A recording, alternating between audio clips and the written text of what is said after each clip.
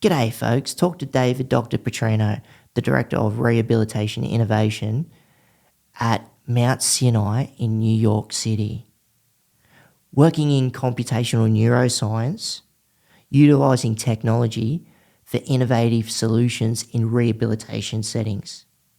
You can see his work in Quad Gods, a HBO documentary showcasing the first quadriplegic professional esports team, and showing where it all started for these blokes to where they are now. Awesome doco.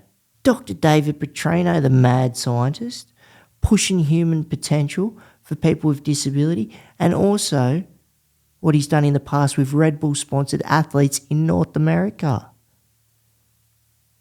Doesn't muck around across the whole spectrum.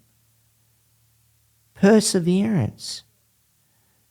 There's a lot that we can unlock. And if you like the podcast, hit that subscribe or follow button. And we've also got a Patreon page. The link is within the description. So if you want to roll with the squad and become a patron, that'd be great. And want to thank our sponsors, Permobil Australia, the greatest electric wheelchairs in the land. Wouldn't be sitting in anything else but these four wheels right here. And they got great assistive tech also. So righto, let's get into it.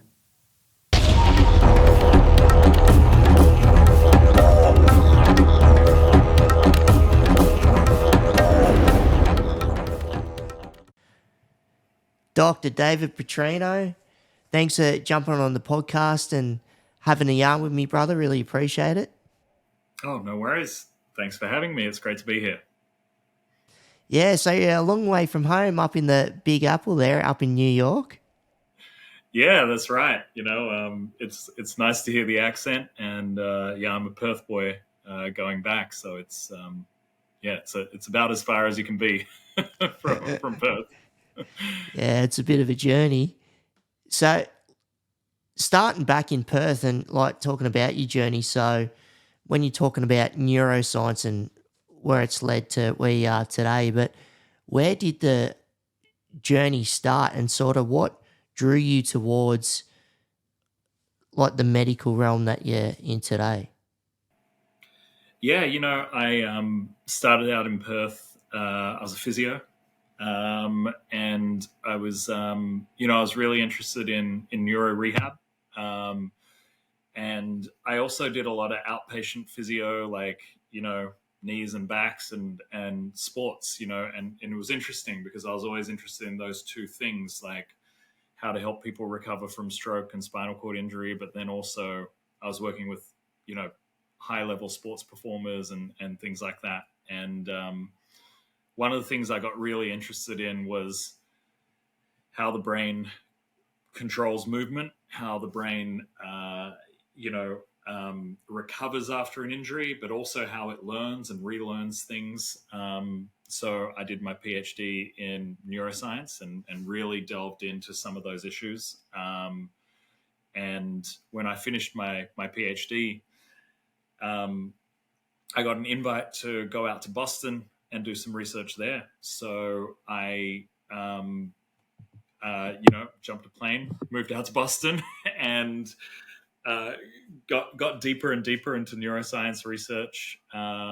Really started to learn about this whole new field. I'm aging myself a little bit by calling it a new field, but like they're talking about computational neuroscience now. You can use all of these fancy, machine learning algorithms and AI and you could apply it to neuroscience. And I got more and more into the science of it. And then a few years in, the clinician in me was sort of like, hey, remember you when you used to help patients, and remember how you used to use some of this technology to help people.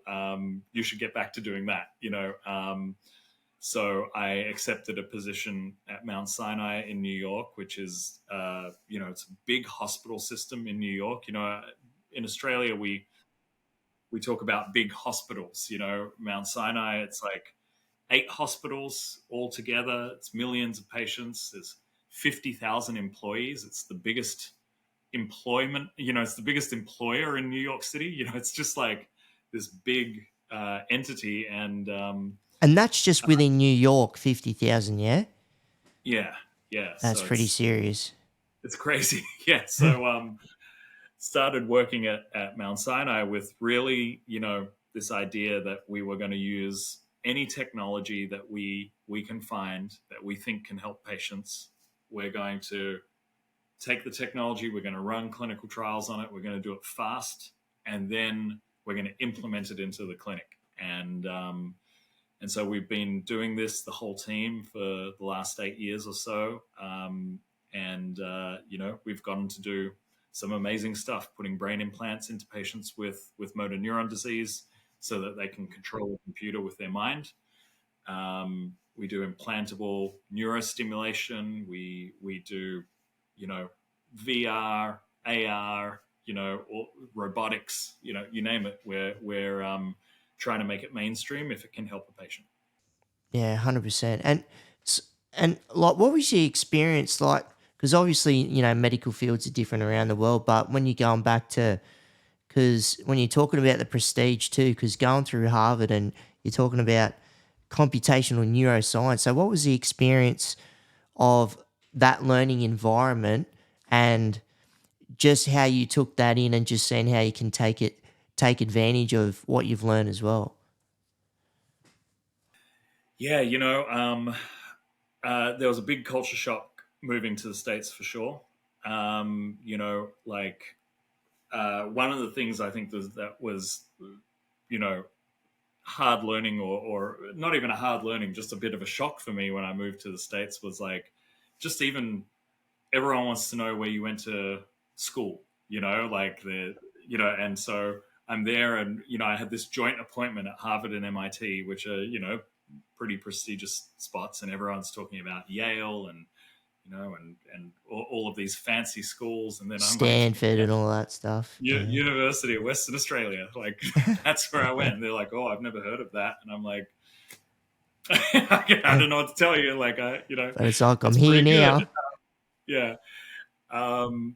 But, it was, so there was this level of like imposter syndrome. You don't belong here. There's all of these people coming from all of these fancy places. But also, at the end of the day, there was a lot of freedom in that. There was a lot of just like, well, no one has any expectations of me, so I can just do whatever I want, and a lot of these other people had all of these expectations on them, so they were locked in a particular course. And so a lot of the ideas that I was coming with, they were like, those are that's crazy. And I'm like, no, it's not actually crazy. It's just not what you're being told is conventional, So it did give me a lot of freedom to just go after things that I wanted to go after. And America is an interesting place, because if you do take risks and you pull them off, it's a place where a lot of innovation can happen. It's a place where a lot of opportunity can happen. Whereas, back in Australia, like everything's safe, like you don't need to save up $500,000 to go to university like you need to save up to do here in the States. You can get on Hex, and you can, like pay things off, and you can do what you need to do. So everything's safe and everything's good, but then you need to wait a long time before you can make your mark, or before someone gives you a shot. Whereas if you go over to America, you can give it a crack. Like, it might not go well for you, but you get the opportunity. And that was really important to me, especially when I was just starting out and wanted to make some noise. That's awesome. So is that where making noise? So is that where the mad scientist comes from? That you've been coined there? Yeah, absolutely. The group, there was a group called Not Impossible Labs, and they started calling me their mad scientist when I was working again. I was working as a basic scientist, so I was doing some really fundamental neuroscience work. Again, nothing that was ever going to translate to a human. And I was getting really frustrated, because I'm a clinician at heart, and I wanted a lot of the work that I had. I couldn't see the clinical outcome in the work I was doing, and I met this guy, Mick Ebeling, who runs Not Impossible Labs, and one of his friends told him that he should speak to me, and he was like, this is probably, God, I don't know, 2012, 2013, and he was like, we're about to 3D print prosthetic limbs so that kids from Sudan can access prosthetic limbs because there's a war going on in South Sudan, and there's all of these kids who are just like losing limbs due to landmines and bombs. And I just jumped on it. I was like, okay, well, you're going to need a physio to help train and help design these limbs, and let's go and do this. And so I was part of this great big team of engineers and doctors and what have you. And in a 2 weeks flat, we designed a prosthetic arm. Mick went over to Sudan. We set up infrastructure that allowed the clinicians in this single hospital to print prosthetic arms, and they produced hundreds and hundreds of arms for people in Sudan who didn't have any options and didn't have prosthetic arms. And that was called Project Daniel. You can sort of Google that, and there's a video and showing the work that was done. But that was where I got the bug of, hey, like healthcare innovation doesn't need to be slow. It doesn't need to, there's a stat in America that it takes 17 years to get a technology from bench to bedside. Doesn't need to take 17 years. We can do things faster than this. And yeah, working with No Impossible, we went on and did a bunch of other really cool projects together as a team. And that was what really got me, back on track in terms of the work that I wanted to do versus the work that I was doing, and telling myself, well, you're at these prestigious schools and you're publishing in these big journals like you're supposed to. This is what scientists are supposed to do, and then I just got bitten by that bug of like, wait, there's more we can be doing. That's awesome. So, and that's great too. Like it's over in Sudan, where a lot of kids and adults, especially in war-torn countries, and when they need these prosthetics and just being able to jump on a 3D printer and just bang. But so saying that, like where it opens up for you a little bit more, is that sort of saying, so over here in Australia where you got the TGA, like Therapeutic Goods Administration, so the American administration, like governing body over there, so are they a little bit more flexible and open compared to Australia? Like, is Australia a bit more stringent in a way? There's the Australia has the Food and Drug Administration, the FDA, and it's funny FDA, because yeah, I'll get those mixed up. TGA, FDA. and it's funny. I interact. I sometimes have to interact with the TGA because I got Australian collaborators, and other times I'm working with the FDA. It does all come down to the project that you're working on, and honestly, it can be as simple as, my experience has always been who you get. Like the person who's auditing your request, they can be a go-getter that really want to make a name for themselves and they're passionate about what they're doing, or they can be some bureaucrat that's been there 30 years and they want to say no because it will put a smile on their face that day. It's I wish there wasn't so much variation, across the board when you're dealing with regulatory agencies, but really it can come down to who's in the room at the moment and have they had lunch yet? It can be that. Yeah, they're a bit hangry, but the thing is, you're making noise in the right way because it shows the form what you're doing in the community, which is massive, and not just in the community, but in Mount Sinai and what a lot of the tech that you're involved in there. So what's always been like, because there's a lot of cutting edge science and with the incorporation of biotech. So what's like the driving goal? Like it's pretty obvious, but what's at heart and just wanting you to lead to, the perseverance and some of the outcomes that, that are leading you on the charge. It's almost like you're on the frontier of a lot of stuff going on. Yeah, we work with a lot of folks who come to the hospital for help, and some of them are in tough situations, and most of them, I think the thing that pisses me off the most is that most of them have been told there's nothing we can do for you. I work with folks with spinal cord injury or stroke, and they get told that's it. You're going to be in this chair. There's nothing we can do. And they internalize that, and when they come to our clinic, our clinic is all about there's always something we can do.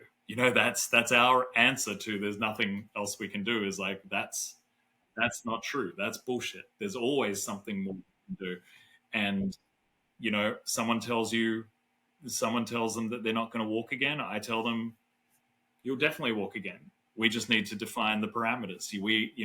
Maybe it won't be walking the way you used to walk, but it'll be walking on an exoskeleton, or it'll be walking in virtual reality, or it will be walking in a whole new different way that we haven't even thought of yet. But if walking is what you want, and that's not for everyone, by the way, not everyone wants to walk, like we've got folks with high level spinal cord injury who are like, hey, just put that brain chip in my head and let's control a computer. Like that's what they want. And sure, let's do that. But it's all about creating possibilities for people, showing them that, if they've been told it's over, that it's not over, and reminding them that the pace of technology means that there is always something else that we can try. There's always something new around the corner that we can be trying out. Yeah, and it's scary too with the rate of AI, how that's just like feeding through all sorts of systems. And you guys would almost be trying to catch up, but how can you incorporate it with what you're trying to do today? But it's so important you're saying that, like, where you're putting that across to, like, yes, you can do this. Like myself being a C5, C6 incomplete quadriplegic, and just, like my perspective, like to myself, is like, well, you're looking at,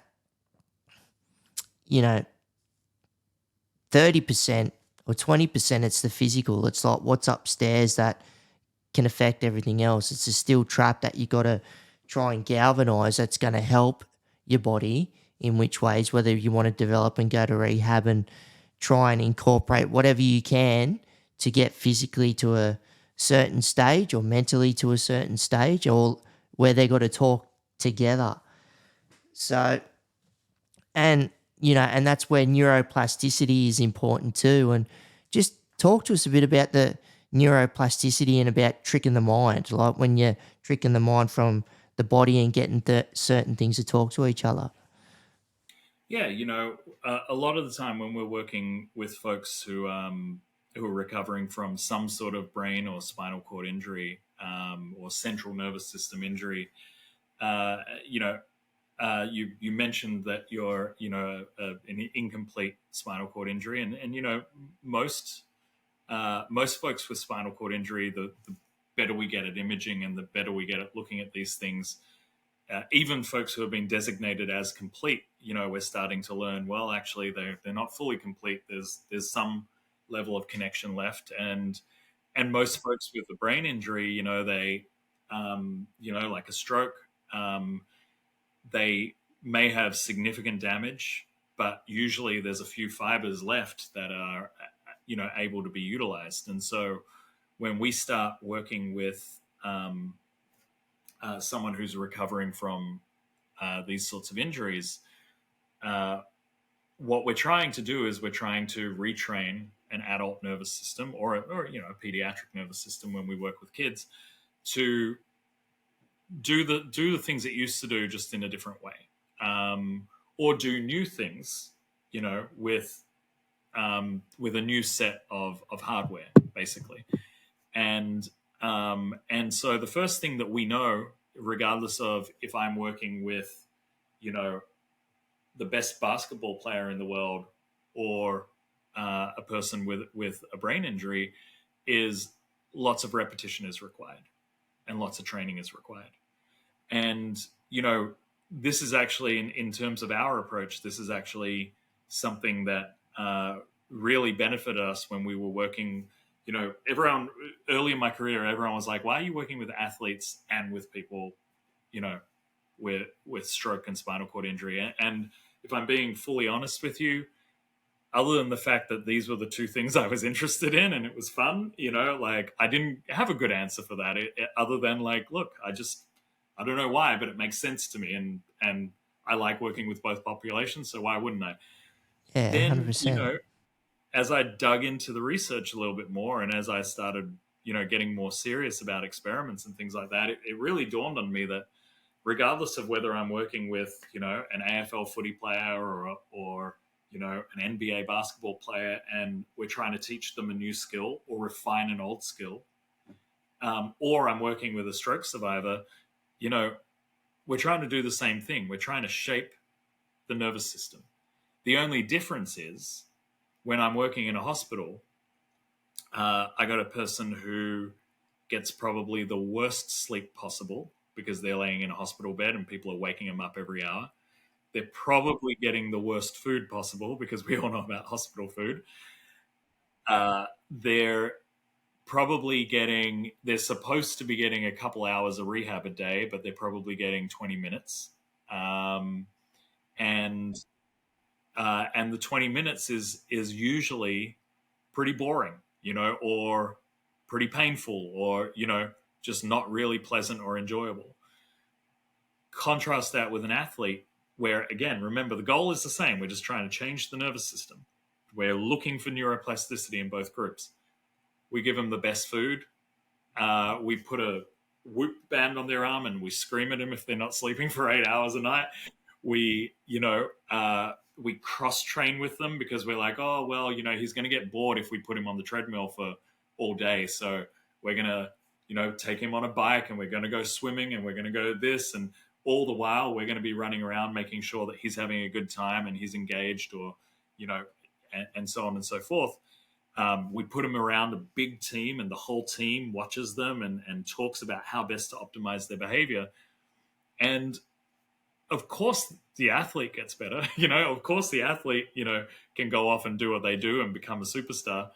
Um, but then, you know, we scratch our heads and we wonder why people don't recover from a spinal cord injury or a stroke, you know, as much as we would think that they might. And so, you know, with that realization, and you know, I'm not an idiot. I get that, you know, like there's a lot of money in athletic performance and there's not a lot of money in stroke recovery or spinal cord injury recovery. But, you know, one of the things that we started doing was we said, okay, well, given that I don't have the budget to spend that I do on an athlete, like what can we do? Well, video games. We can get people with, you know, people who've had a stroke or a spinal cord injury. We can get them playing a game that is fun and practicing over and over again, an exercise that we want them to practice. And the game will do the engagement. They want to do well at the game, you know, and that can be more engaging than sitting in front of me and looking at my stupid face. So, you know, this is a good way of getting it done, you know. And when we started studying this, it was like, okay, well, we started noticing the more people told you they were enjoying the therapy, the more response they got from the therapy. So they recovered more if they were enjoying it more. We started to also see that, like, you know, the more you gave them opportunities to do what we call asynchronous activity, meaning they don't need a physio in front of them. They can just sort of sit there and do the exercise themselves if you set it up right. The more they do it, you know, we go from getting 20 minutes out of them in a day, suddenly they're doing 3 hours, 4 hours in a day. You know, they're really getting tens of thousands of repetitions as opposed to 15 or 20 repetitions. And so, you know, a lot of what we do is we try and curate these environments that allow people to take computer games home and, you know, they can do lots and lots of repetitions of a movement as opposed to just sort of sitting in a hospital bed, not really all that interested or engaged, and not getting the most out of what they're doing.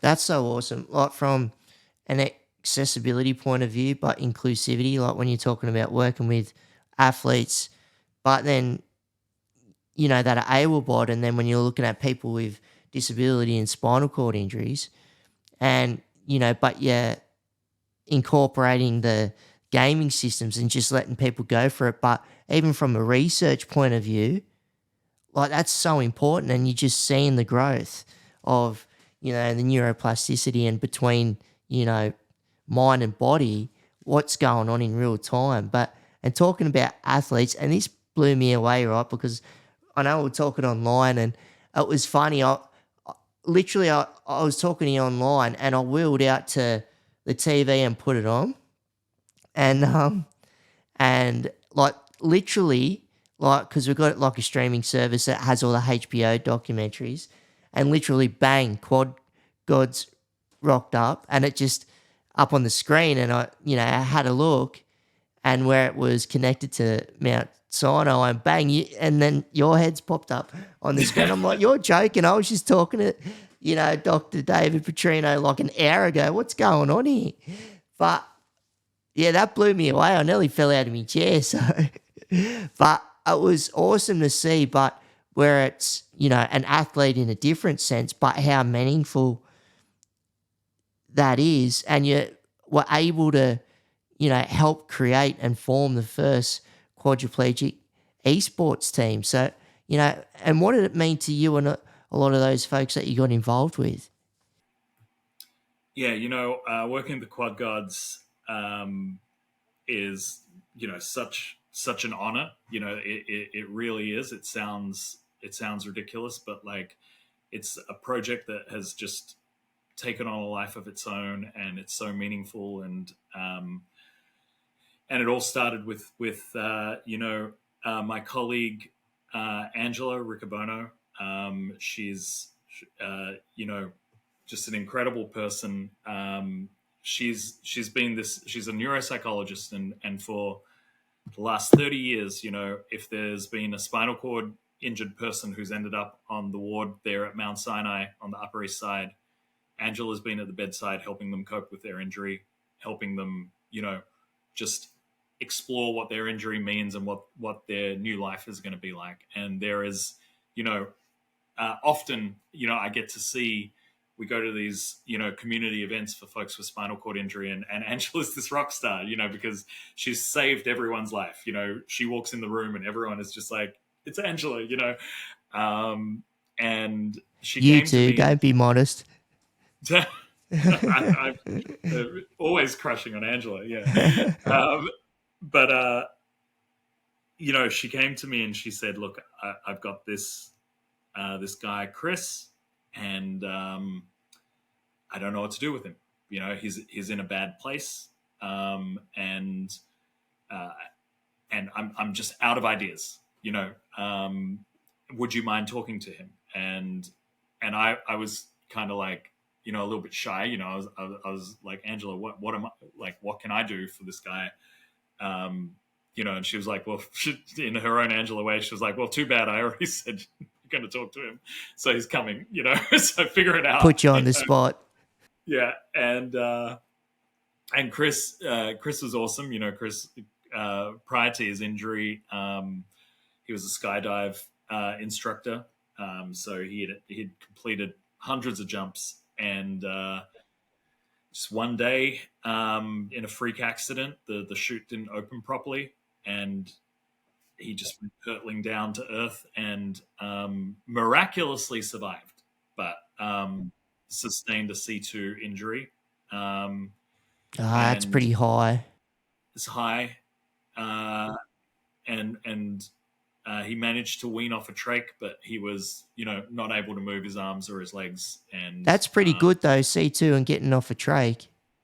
yeah, and he was such a passionate and smart guy, and he wanted to put good out into the world, but he was also just grieving a lot, loss of his old life. And it's rare for me to meet someone who had such mastery of his body. He was a real athlete, and and then to lose all of that, it really did hit him quite hard, and he was struggling, and we sat down, and and I just started chatting to him, and I was like, I said to him, look, Angela said you wanted to sort of spend some time in the lab and maybe even come and volunteer with us and work with us. I was like, tell me what you like to do. Tell me about, I kind of treated it like a job interview, and we chatted about a lot of things, and he was kind of low that day. He wasn't having a good day, um, and then we got to the topic of video games, and he kind of lit up. He was just a little bit more sort of engaged than I'd seen him. And at the time, to my ignorance, I had been working in the adaptive space for a little while, but I hadn't seen anyone as severe as him. And I was like, oh, how do you play? Is there a head array that you use, or what are you using to play? And he was like, oh, I've got a quad stick. And and he sort of just indicates on he's got a backpack on the back of his wheelchair, and I sort of dig around in there, and I find this device that's stuck on a magic arm, and I attach the magic arm to his chair and put the quad stick up to his mouth. And the quad stick, for anyone listening who doesn't know, it's a sip and puff sort of joystick, so you can hit a lot of buttons just by blowing or sucking on different holes in the quad stick, and then you can use your chin to sort of like move around a joystick and even thrust your chin to hit a couple of buttons. And so it's a really ingenious They're pretty device. impressive. Yeah, they're impressive. And I've got I happen to have a Xbox in my lab, totally for work purposes, nothing else. And we sat down, and he just proceeds to just kick my ass in 2K. And like, I'm not sitting here telling you I'm the best gamer on the planet, but I'm telling you that I was like playing against a guy who can only use his mouth, and he was beating me really badly. And I was like, all right, we've got something here. And I spoke, I said to him, have you thought about competing? And he was like, well, like, I want to compete, and I know I can beat people online because I go online and I play. It's like, but you need a team, and like, who wants to be on a team with a quad? And that was kind of the sentiment. And Angela and I put out the call to the community, and we said, look, we're thinking about doing this esports thing, this adaptive esports thing. Who wants in? And ordinarily, when we do something with the spinal cord injury community, it's like you call 100 people, and like, maybe 2 or 3 people show up, and definitely they're all showing up late, and slowly wheeling through the door.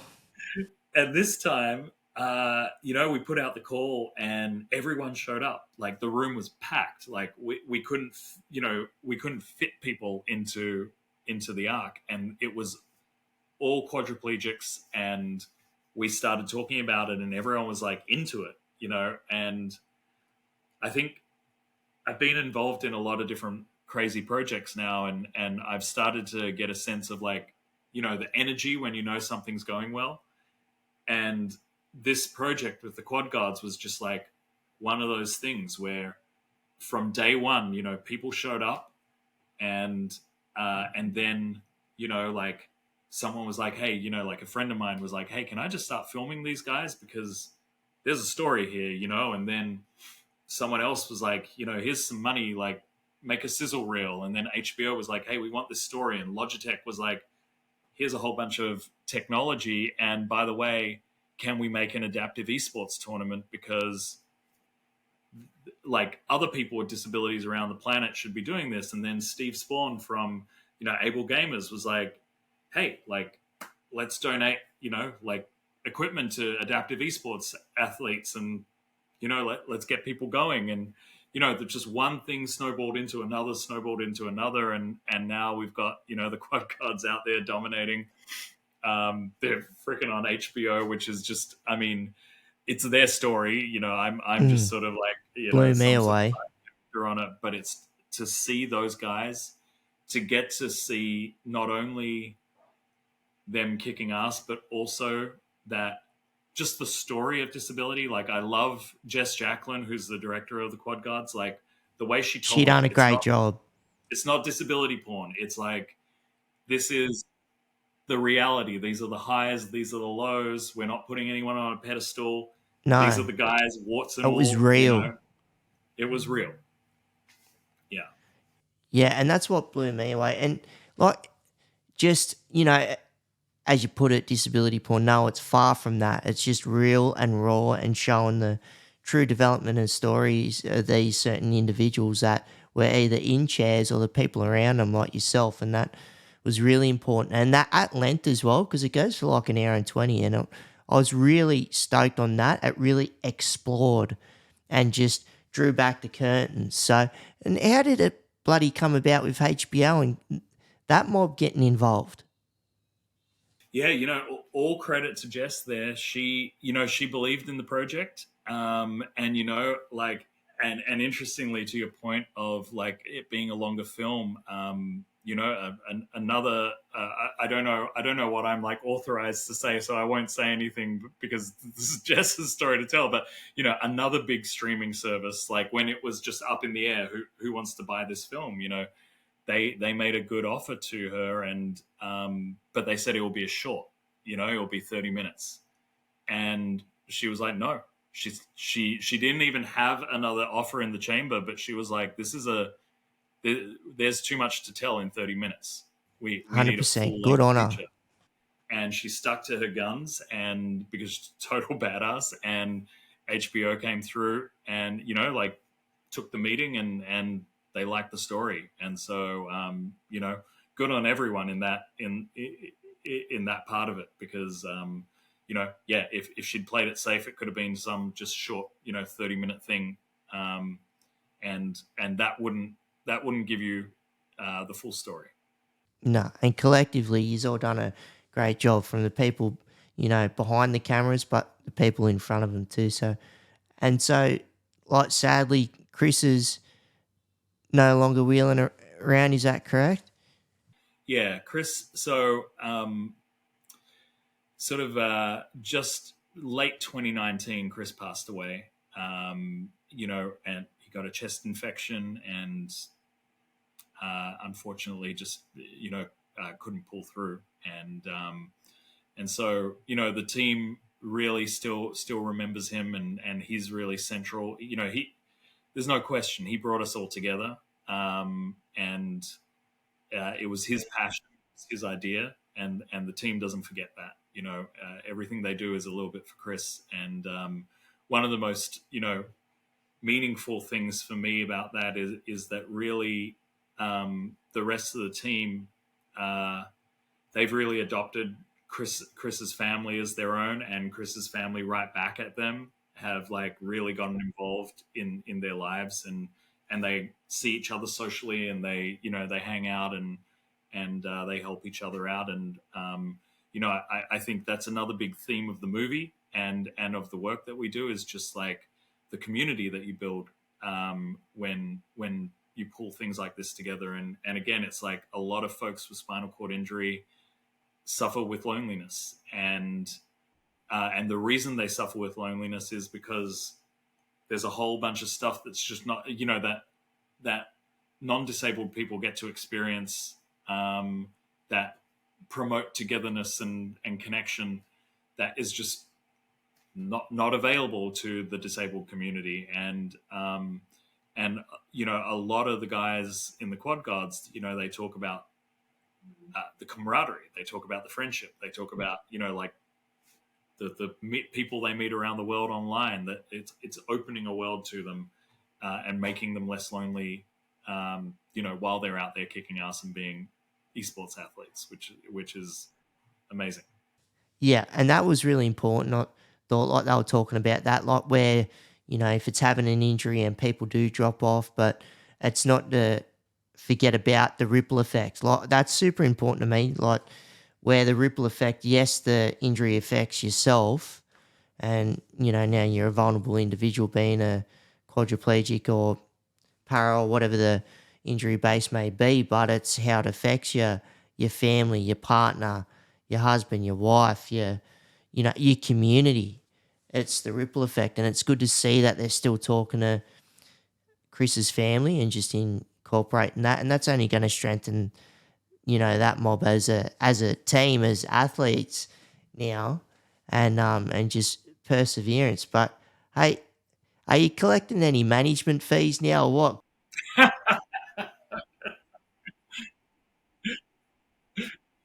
Logitech, Mount Sinai, and yeah, and like, have you met Mark Cuban? No, you know what? No, I haven't. I have emailed with him a lot over the years now. And he was one of the first donors to just reach out and say to the guys, "I love what you're doing. Um, you know, here's a little grant to just make something happen." He was like, do what you want with it, sell merch, make stickers, buy equipment, but like just make a story. And I haven't gone to haven't had the honor of meeting him in person, but we email back and forth, and he was just so he was so amazed. Again, he was like, make merch, and we were like, here's a movie on HBO. He was like, all right, you guys did it. That's pretty impressive, because that wasn't quite what he had in mind when he gave a small little gift. But we made good, and we really appreciated. He was definitely the guy that got things started. That's so awesome. Yeah, and hey, if I'm ever over in the States, I'm a big NBA fan, so you'll have to email him and try and snag some tickets for a Mavericks game, hey? For No. Mavericks.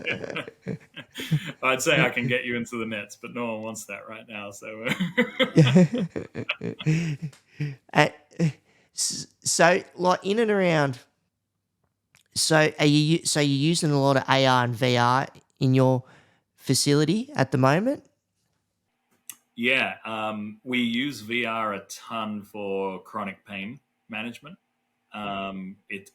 We've been publishing work on this, but just clinically, it's really effective for a lot of people, especially people with spinal cord injury. When they get their neuropathic pain, putting them in a VR environment, or what we've learned in our clinical trials is you got to tailor it as much as you can for our patients. So like if you got someone who's got burning pain, you want to put them in a cold environment. You got someone who is feeling like ice or electric shocks. You got to put them in a different environment. And you want the VR avatar to look as close to the person that you're treating as possible, so that they can really imagine themselves in the situation. So we've been learning a lot about it, but the VR technology is a super useful tool, especially for people who are the pain meds aren't working, and they're trying to get through the day. That is so awesome. So interesting. So, so when you're looking at going back to what you were talking about, where you're talking about headsets, chipsets, that implants, stuff like that in individuals, and now you've got, you got Mr. Elon Musk and Neuralink and what they're trying to do there, and where do you see, like, collectively, like with yourself, and you're looking at, and Mount Sinai is huge, and you're looking at all the individuals that have got, it's deep pockets, resources, and collectively coming together. Like, where do you see this in 10 years? And then throw AI on top. Like, this just seems like stuff is going to start working in hyperspeed, and what it can do for individuals with disabilities, spinal cord injuries, and the rest. Where do you see it going? Yeah, I am very excited by the field of brain computer interface, and at Mount Sinai, I'm what's called the principal investigator for a clinical trial for a brain computer interface. The technology is actually Aussie technology. They're a company called Synchron, and they have this brain implant that actually it's very novel. It gets into the body through the jugular vein, So you put it in a blood vessel and you sort of track it through the blood vessel until it gets to sort of like the top of the head here. And from there, it can, from inside the blood vessel, it can record brain activity. And then you use that brain activity to control a computer. So, we're now at a point where we've implanted a half dozen people in the US and a half dozen people in Australia. And the technology's worked very well, where people were able to control a computer and move things around. And I think if we're talking about a 10-year time frame, there's probably 5 big brain computer interface companies out there right now that have the most money and are rapidly doing clinical trials. And I think in the next 10 years, what we can look forward to is that folks who have severe quadriplegia, or folks that are locked in because of a stroke, or whatever the case may be. I do think that it's realistic that in 10 years we're going to have technology that's going to allow them to fully control a computer quite quickly, sort of at the speed of thought, that they will be able to like type out an email or control the lights in their room through smart home technology, control the temperature, tell their caregiver that something's caught in their throat, or that they're and the goal that we're working toward, the concept that we're working toward, is what we call digital autonomy. So they will be they don't need a caregiver to sort of turn on a computer or whatever. They can sort of think and the computer turns on, and then they can do what they need to do. And unlike eye tracking technology, it will work outside, and it'll work when they're in the shower and all that sort of thing. That's where I think we'll get in 10 years. I think 10 years after that, maybe 15 years after that, you'll see robotic arms, robotic legs starting to get controlled, and people will be able to get technology, moving around with them. That stuff is a little bit more complicated. It's a lot more expensive. It's, these exoskeletons don't come cheap, but, and you need a higher electrode count and things like that for that to work. But I do think, we're on the track now. People have been talking about, brain computer interface for 40, 50 years, but this is the first time companies are making commercial devices. And, it's exciting. It's also a little scary. We need to consider things, right? You need to consider what happens if someone hacks the computer. So if you're locked in and you're using the brain computer interface to message your family and maybe even say, this is my will, and this is my, what if someone hacks into your computer and starts answering questions for you? Like, that's a problem. We gotta make sure that you're protected against that. We've also got to think about, okay, well, let's make sure these companies that are producing these devices are like financially very stable, because what happens if you implant 200 people and then you go out of business? Now they got an implant, right? And it doesn't work anymore. Who's doing the software updates and things like that? So, we've got all of these new ethical problems to go along with all of these new technologies, but we're all working pretty hard to make sure that this this develops in a way that is responsible, and it's undeniably exciting and very, very cool. Yeah, very cool, very exciting. And it's good to see that, like, the individuals over in the States, and it's not just working with individuals that are acute, like it's people that have been in chairs for years too, so people don't feel left out. It's, it's given people hope that, it's not just the people that are going through their initial stages of spinal cord injury or whatever it may be, because, like with me, I'm 14, nearly 15 years in. So me hearing this stuff, I'm like, hey, doc, sign me up, so, because it's like anything, like with myself, I'll do anything to get an edge on just life in general as a quad, whether it's, the vitamins that I'm taking, or, because I'm up like a fair few hours, during the day. Me and my wife, we run our own business. We do a fair bit. Like, we look after other quadriplegics and run a disability service provision company looking after a whole lot of other individuals, like up the east coast of Australia. So, and it's, so I've got to count on me being up in a chair and trying to be a functional, even though I'm a high level quad, I'm still having a crack and just trying to, you know, enjoy life, but being responsible, but showing other people what you can do if you put this to mind, and you build on that neuroplasticity. And yeah, you still have your down days like everybody else, but if you can let the pieces shatter and put them back together and try and persevere and keep the wheels turning forward, that is super important. As long as you're breathing and having a go, just see what you can explore and what you can do. And if off the back of this tech, like, that just makes me really excited, and obviously not just for me, but the whole community, so across the globe. So, and how would you compare, like, looking at how the systems work, like the healthcare systems in the States and like and in Australia? So they they're so different. Hey, Yeah, you know, oh, healthcare healthcare is that's a complicated. loaded question. It's really tough. Uh, sometimes when the healthcare system works here, it really works, and it can be really great. And other times it's just horrific. It's like you someone goes and delivers a baby and they've got a $200,000 bill, right? So it, I mean, I think just in general, the problem. I don't know that I would say any country right now has it down pat. Like, anyone who tells you that they're nailing it in terms of providing healthcare for an entire country, just No, no one's they're got it probably right. lying.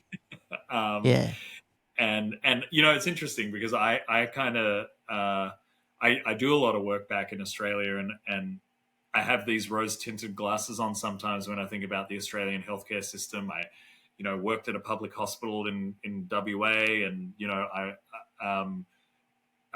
and then I come back and I talk to the people who work in healthcare, and they're like, it's a mess. It's like, and sometimes when we do like price comparisons, it's like Aussies are paying just as much, for certain things, as because yeah, you can sort of wait for Medicare to pay, but that can be a really really long time, and in the meantime, if you just want to pay up front and get it done quick, it's pretty much the same price as doing it in America. you know 100%. People are waiting, like, because I see it in, because the individuals that we're working with, and they don't want to wait X amount, like, because obviously being in the public system, if you're waiting bloody 2 years for something to be done, and where you are deteriorating in real time, so then it's trying to jump on it regardless of price, just to make sure that, at first and foremost, your health's important. So let's just act on it now. Let's collectively get some people together, whatever the dollars may be. At the end of the day, it's making sure that you're still functional and looking after yourself. It's super important.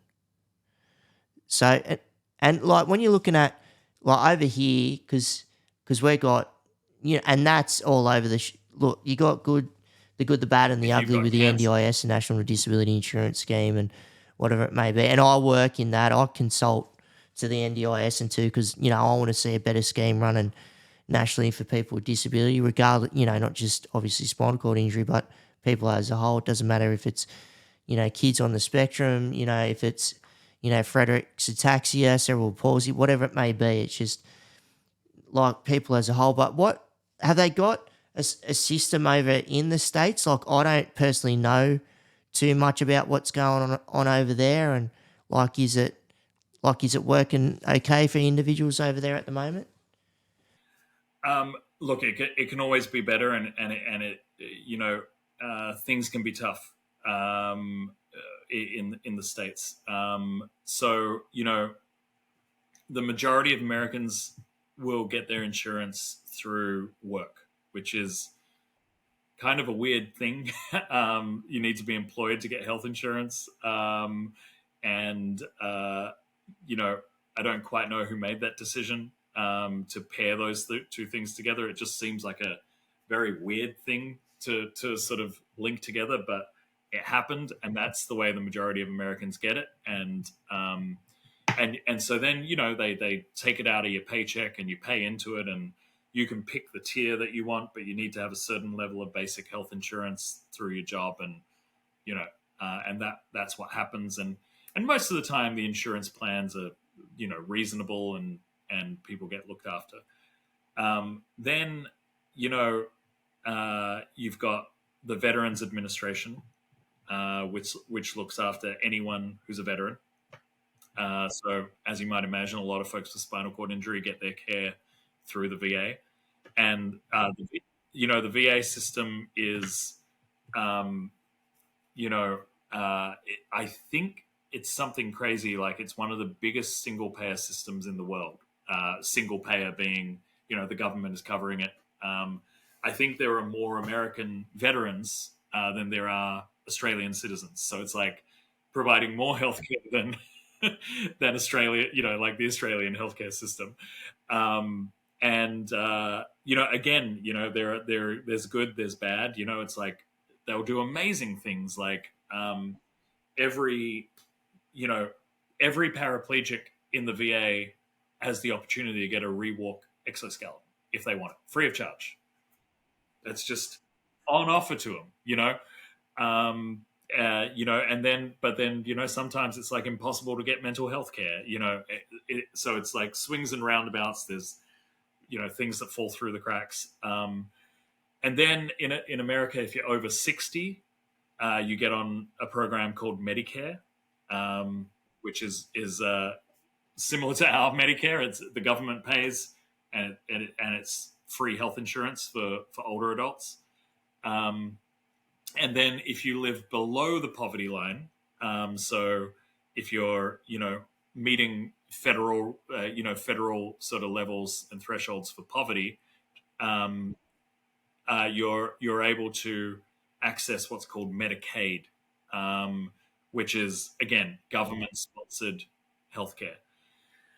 I've seen Medicaid patients get like the best care that you could ever imagine, and I've seen people with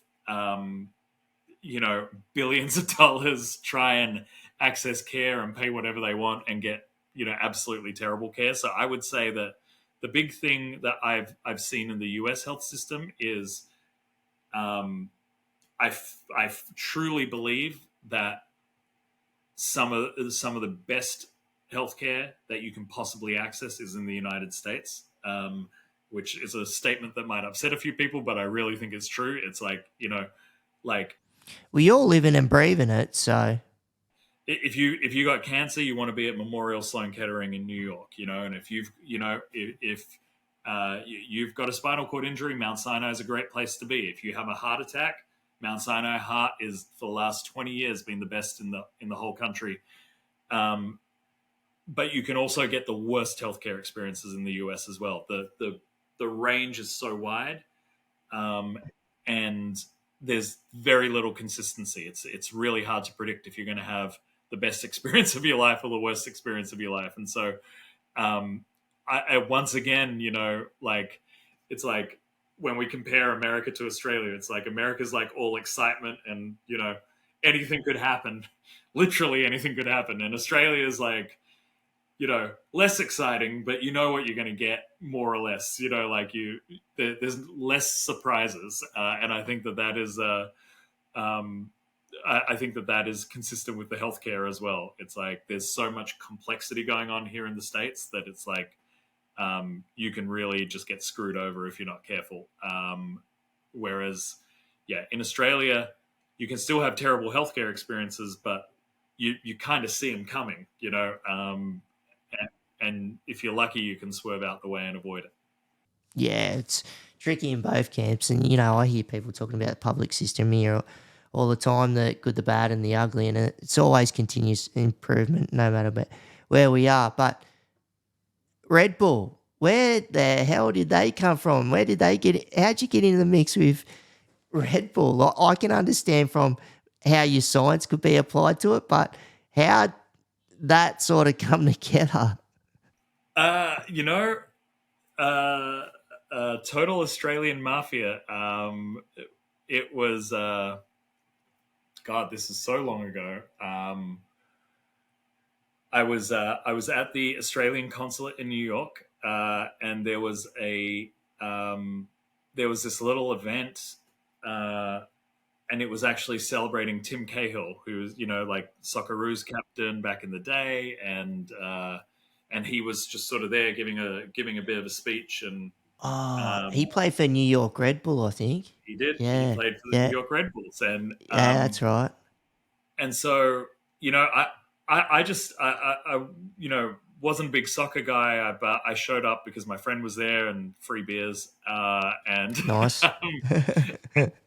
and so and I don't much like crowds. I'll also say that, and so I was sort of there, and then he finished his talk, and everyone like mobbed the stage to sort of talk to him, and I'm just hanging back because I didn't want a bar of it, and basically it was me and this lady sort of standing near each other, and we were the only two that were back, and everyone else was up trying to say hello to Tim. And I was like, "Oh, you don't want to say hello to Tim?" And she's like, "Oh no, I'm his manager. I get it. I get enough of Tim, you know." And I was like, "Oh no, shit," like. And she was American, and I was like, "Oh, like who do you work for?" And she was like, "I work for Red Bull. He's a Red Bull sponsored athlete." And we got to talking, and she was like, uh, she was like, we just the whole, what do you do and what do you do? And I was like, I'm a neuroscientist. And she got really interested. And she was like, the guy who runs Red Bull High Performance, he's super interested in neuroscience right now. You should meet him. His name's Andy Walsh. He's an Aussie. And you should go out. He's out in LA. And, next time you're out there, go have a chat with him. And so like 2 weeks later, I was in San Diego, and I emailed him and I was like, Andy, can I come meet you? And I jumped on a train up to LA and met this guy, and running this amazing facility, working with athletes and pushing athletes to, the limits, and try and understand. And we had a chat about neuroscience, and he was like, these are the sorts of experiments I want to run. And I was like, I can run those experiments, so we started collaborating. We worked together for about 10 years before he moved on to Logitech, as head of human performance there. So he he got into esports, and I followed him along, and we've continued to work together all these years. But that was it. That was how I got to work with Red Bull, was Australian mafia. Met another Aussie who was doing cool things, and off we went. God, they got to be careful, Like after this documentary's out, either Logitech or Red Bull. Like if they want to improve Max Verstappen turning around corners, they might poach you. Hey, Mount Sinai, watch out. No, but yeah. So I know you're a busy man. I just want to just touch on the COVID side of things, just before we sort of wrap this up. So you've done some extensive work with long COVID that I've seen that's been out in the open and that's been publicised. So just and it's hard for us to. It seems like there's a lot going on with long COVID in the States. Like you don't hear a lot about it in Australia, but I've seen that you've done a few talks and you've been involved with it. So what's going on with long COVID over there, and some of the findings that you're seeing and how it's affecting people's lives? Yeah,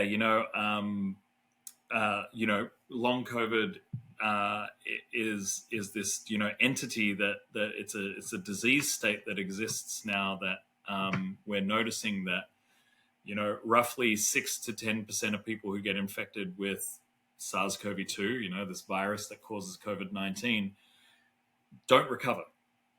And in fact, not only do they not recover, but they experience extreme fatigue. They experience something called post-exertional malaise, meaning that if you ask them to, get up and do some exercise, they can do it. But then 2 days later, they'll pay for doing it.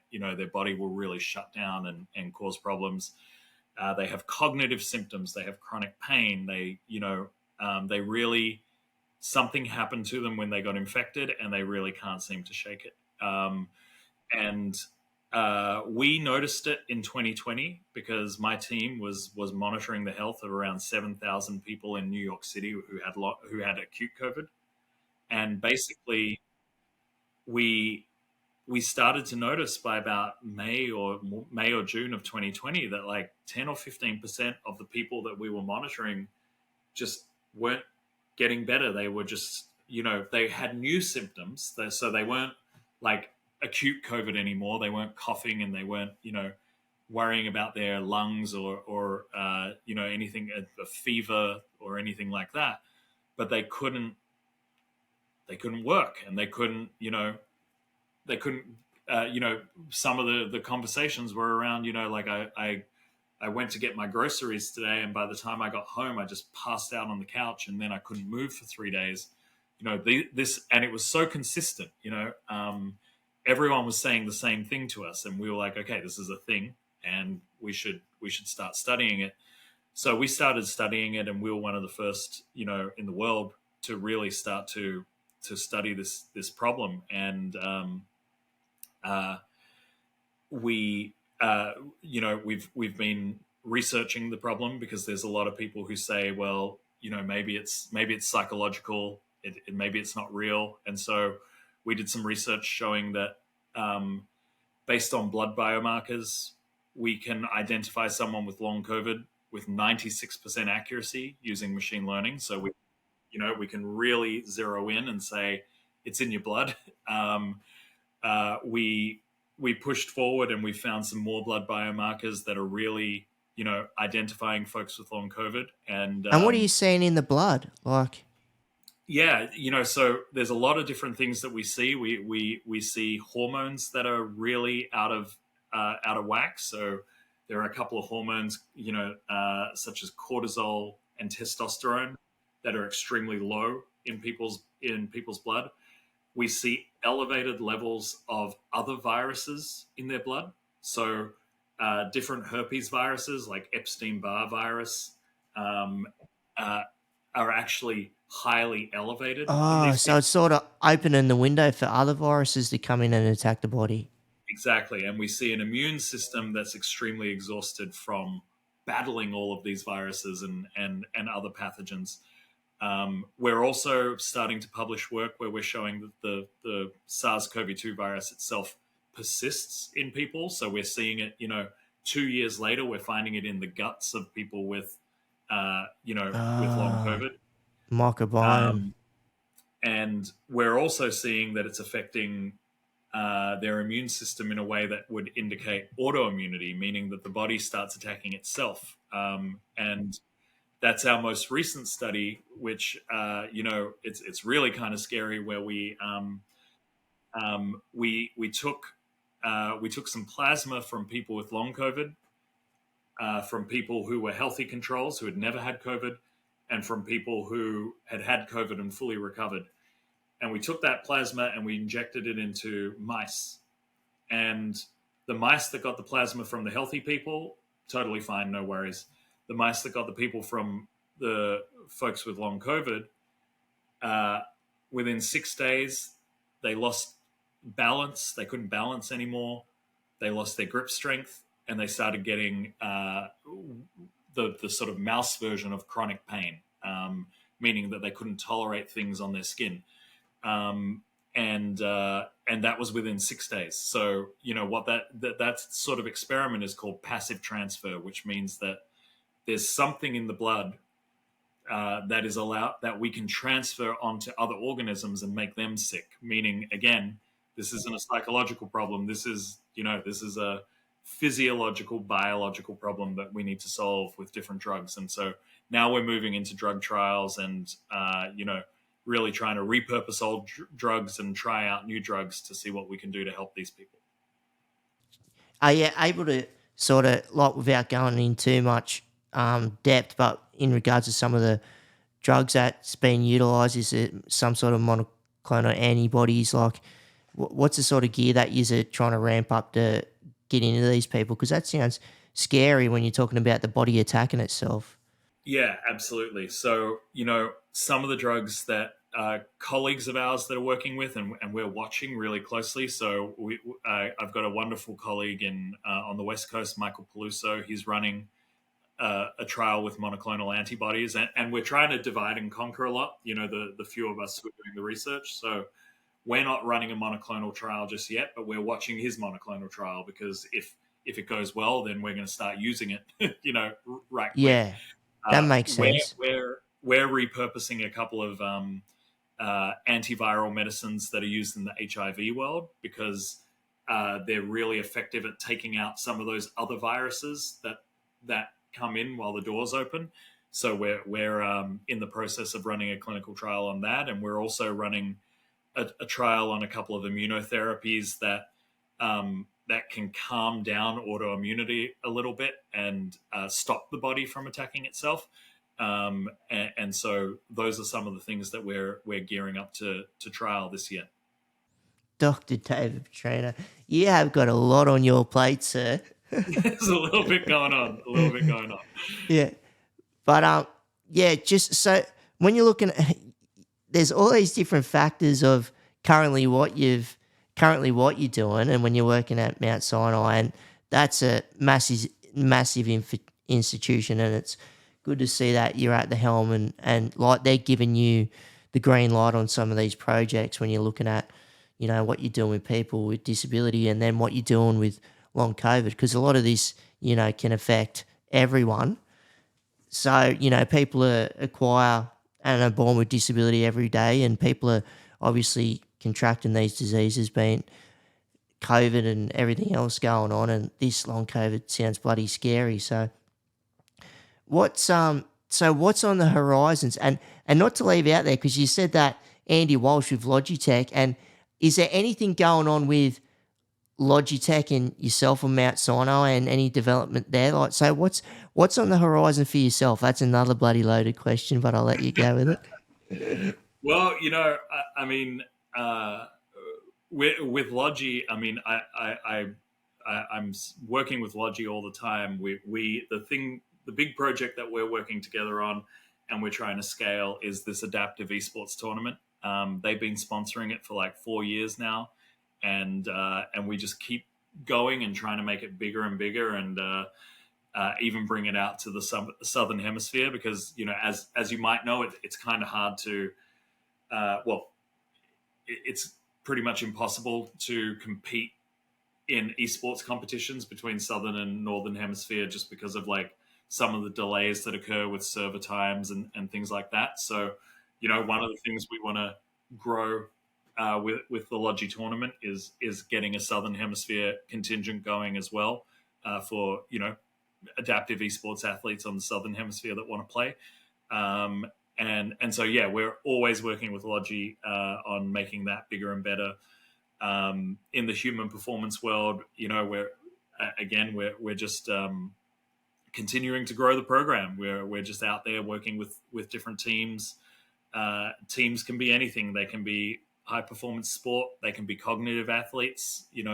We're also, sometimes we work with elite military as well, and just help them out with training procedures and things like that, because we just take inspiration and learn from where we can. And a high performer is a high performer, whether you're using a quad stick or or you're running around in the battlefield.